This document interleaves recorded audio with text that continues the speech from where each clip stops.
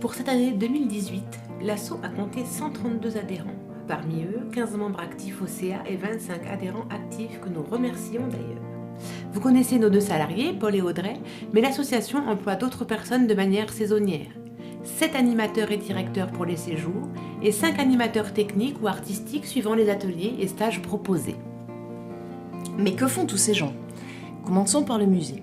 Il a ouvert en avril avec la traditionnelle expo collective, mais aussi l'expo Pagnos.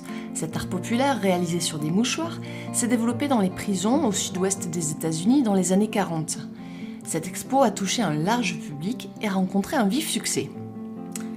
À partir de juillet, vous avez pu découvrir François Burland avec ses broderies qui mêlent diverses mythologies et croyances.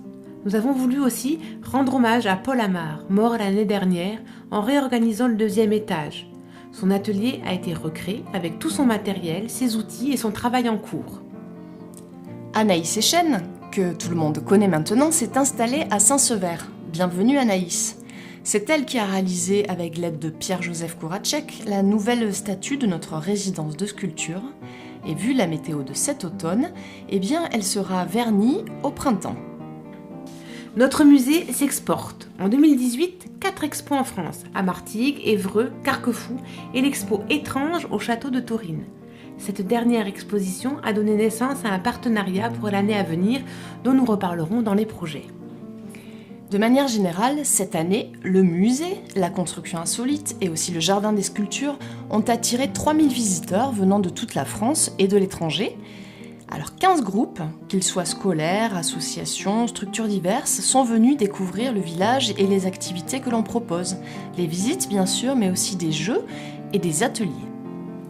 D'ailleurs, des ateliers ont lieu tout au long de l'année pour les enfants ou les adultes. En janvier, par exemple, les Commères, la troupe de marionnettes, a fait une petite tournée avec le spectacle Miette, inspiré du conte Baba Yaga. La troupe de théâtre a pour sa part présenté les tribulations de Nasreddin lors du Bartas. Un grand moment. En ce qui concerne les enfants, vous n'avez pas pu passer à côté de la web-série Tête en Lune. Ce projet rassemblait sur toute l'année scolaire l'atelier de théâtre et l'atelier art plastique pour créer ces 6 épisodes. Il nous a valu plusieurs articles de presse et un petit reportage sur France 3. Et les épisodes sont toujours en ligne pour les voir ou les revoir sur YouTube. 2 petits livres ont aussi été édités par l'association. Le Monstre Blanc, réalisé par l'atelier des 3-6 ans, a été tellement apprécié qu'une réédition a été nécessaire. Le stage Écriture et illustration autour du jardin de sculpture a quant à lui donné naissance au livre Contes buissonniers. Ces 2 ouvrages sont en vente au musée. Côté musique, la Bérésina continue de sévir. Vous avez pu les voir au Bartas, provoquer un orage mémorable. De nouveaux musiciens ont rejoint la fanfare à la rentrée, alors nous leur souhaitons beaucoup de courage. En novembre et décembre, un stage avec le collectif Koa a été organisé avec l'Écho des Avennes, la fanfare de Millau. Des interventions sont aussi proposées à l'extérieur. Un projet autour de la danse et des arts plastiques a donné lieu à une résidence et plusieurs ateliers.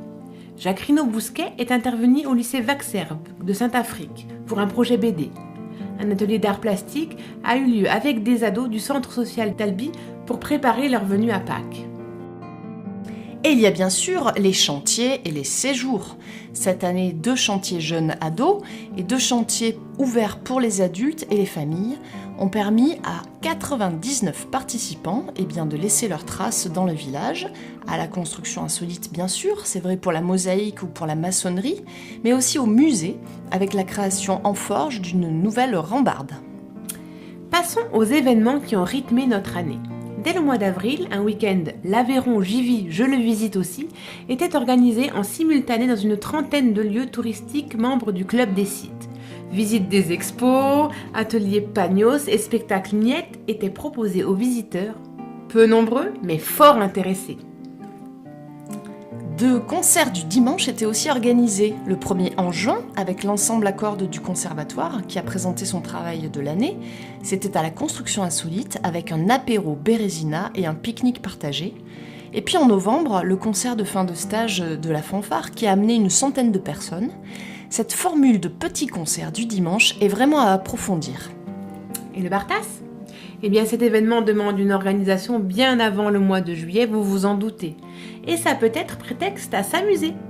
Par exemple, lors d'une sortie à la mer avec les enfants du village en mai pour ramasser des coquillages et faire les colliers offerts au public du Bartas. Alors le festival s'est ouvert sur le vernissage du musée, et puis la troupe de Saint-Sever a fait son show en plein air et en costume. La soirée s'est poursuivie avec le groupe La Marmaille, et puis bien sûr la Bérésina. Une pluie diluvienne a clos la soirée dans une ambiance survoltée et délirante. Après la tempête, le calme est revenu le samedi après-midi.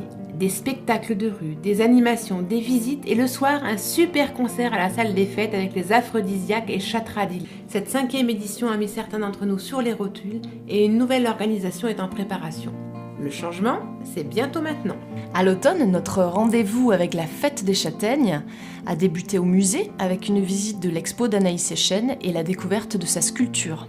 Et puis la projection du film, la web-série Tête en Lune, et un bal foro endiablé qu'a servi le trio Foro Pifado, une soirée fort sympathique. En vrac à présent, en octobre, nous avons accueilli en résidence Benoît Haut et sa compagnie Harlequin des Étoiles. Il prépare un spectacle enfant que nous aurons la chance de voir cette année. Et puis, le tournage du clip de Bric-à-Drac à la construction insolite. Une belle rencontre entre le lieu et ce groupe rock occitan médiévalo-délirant. D'autres projets sont tout frais, comme celui Culture et lien social en direction des personnes âgées qui vient de débuter. Voilà qu'on arrive au bout de cette présentation. Toutes ces infos sont bien entendu à retrouver dans la super nouvelle version du Buisson, le journal de l'association. Merci de votre attention.